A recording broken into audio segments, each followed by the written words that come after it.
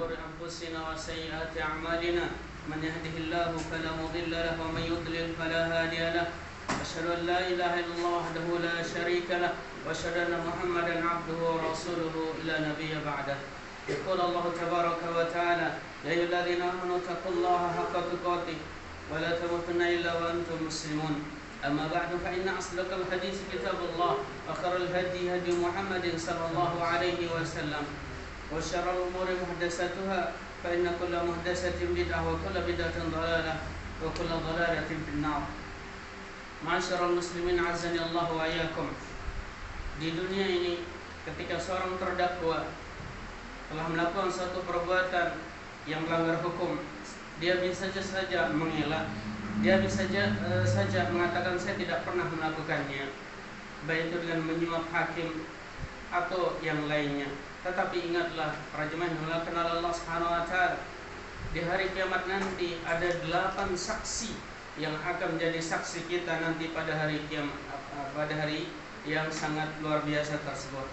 Yang pertama saksi itu adalah Allah Subhanahu wa taala.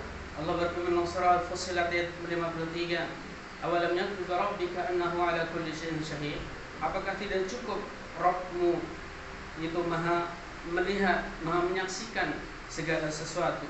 Alam ya'lam bi anna Allah yara. Apakah mereka tidak mengetahui bahwasanya Allah maha melihat? Saksi yang kedua adalah para malaikat. Sebagaimana Allah berfirman dalam surah Al-Infitar ayat 10 sampai 11, "Wa inna 'alaikum lahafizin kiraman katibin." Kemudian saksi yang ketiga adalah Rasul sallallahu alaihi wasallam. Sebagaimana Allah berfirman dalam surah Nisa ayat 41, "Wa kaifa idza ji'na min kulli ummatin bisyahidin wa ji'na bika 'ala haula'i syahida." Bagaimana nanti kalau kami datangkan di setiap umat itu ada seorang saksi dari Rasul, para Rasul, dan kami akan datangkan engkau Muhammad sebagai saksi untuk mereka semua, itu kaum umat Islam yang ada di muka bumi. Saksi yang keempat adalah orang-orang soleh, orang-orang yang beriman, para sahabat-sahabat kita, teman-teman kita, jemaah-jemaah kita, yang mereka ini akan menjadi saksi bagi kelompok yang lain yang tidak mengikuti sunnah Nabi Sallallahu Alaihi Wasallam. Hal ini sesuai dengan hadis Nabi Sallallahu Alaihi Wasallam. Ketika Nabi Sallallahu Alaihi Wasallam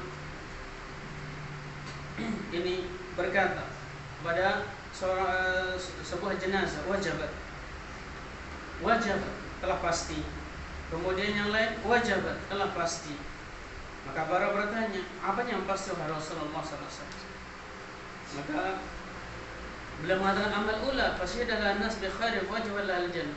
Adapun orang yang mati yang pertama, jenazah yang pertama ini, orang-orang mempersaksikan bahwasanya dirinya adalah orang baik sehingga dia pasti masuk surga. Adapun yang kedua, fasyhada alaihin nas bisyarri wajib al-nar. Orang-orang mengatakan dia orang buruk, orang jahat, orang yang tidak baik, maka wajib juga baginya masuk neraka. Allah SWT berfirman dalam surah Taubah ayat 105, "Wa qul i'malu beramallah kalian, fasayarallahu alaikum wa rasuluhu wal mu'minun." Maka nanti Allah, Rasulnya dan orang-orang beriman akan melihat perbuatan kalian. Saksi yang kelima adalah anggota badan kita. Sebagaimana Allah berfirman dalam surah Yasin ayat 65, "Al-yawma nakhtimu ala afwahihim wa tukallimuna aydihim."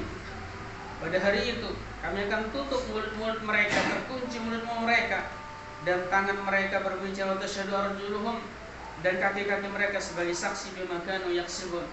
Ibnu Abbas mengatakan ini adalah orang-orang kufar, orang-orang munafik yang masih ngeyel pada hari kiamat, mengatakan tidak pernah melakukannya, sehingga Allah mengunci mulut mereka, sehingga yang berbicara adalah tubuh-tubuh mereka, anggota badan mereka. Dan Abu Musa al-Asy'ari mengatakan, "Fa ini ahsibu awwala ma yantiqu minhu al-fakhidh al-yumna."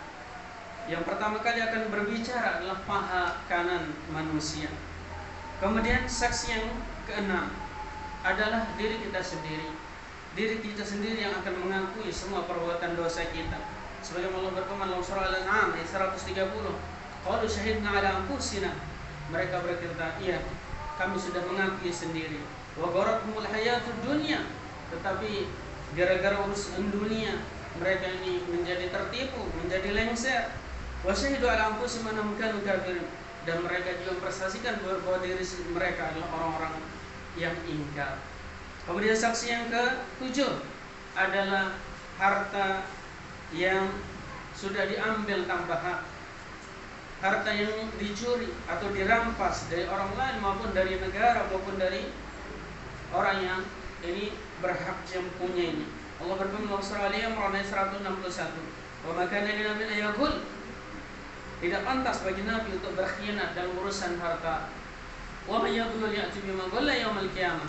Siapa yang berkhianat dalam urusan harta ini maka dia akan datang membawa harta tersebut, dan harta itu sebagai saksi bagi dia yang memberikan dia. A'udzubillahi min dzalik. Allahumma ya hayyu ya qayyum ya dzal jalali wal ikram. Nas'aluka bi hadzal yawm al mubarak wa bi hadzal maqam al mubarak wa bi hadhihi as-sa'ah la'allaha sa'atu ijabah an tahfazana wa ikhwana al muslimin min kulli bala' wa fitnah wa an taqsimana min adh-dhunub wal ma'asi wal fujur wal ghadar wal ghulul wal dhulm. Aqulu qawli hadza wa astaghfirullah li wa lakum wa li sa'iril muslimin min kulli dhanbin innahu huwal ghafurur rahim.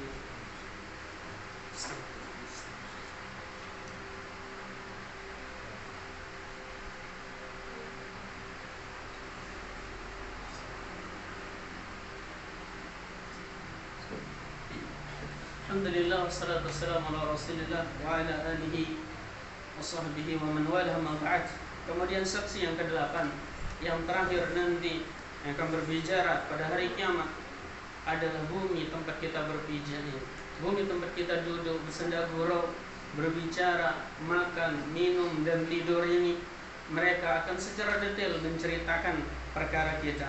Allah berfirman surah Al-Zalzalah ayat 4, "Yauma idzin tuhaddisu akhbaraha."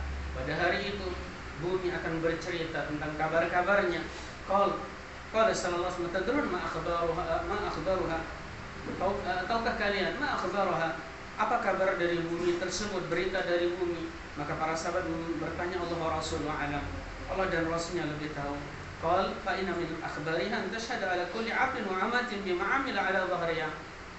Jadi kabar mereka, bumi itu nanti dia akan mempersaksikan, akan menceritakan semua apa yang dilakukan oleh laki-laki maupun perempuan yang ada di atasnya. Antakul amala kada wa kada yauma kada wa kada. Dan dia akan bercerita, ini si fulan atau si fulana telah melakukan ini dan itu pada hari ini secara detail disebutkan oleh bumi. Secara detail, tidak secara umum, tapi disebutkan hari, tanggal, jamnya.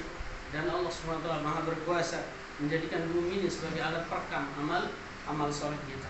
Oleh karena itu, ketika mendengar hadis ini, ayat ini, Abu Darda radhiyallahu anhu beliau mengatakan, "Udzukurullaha 'inda kulli hujaratin wa sujaratin, 'inda kulli hujaratin wa sujaratin."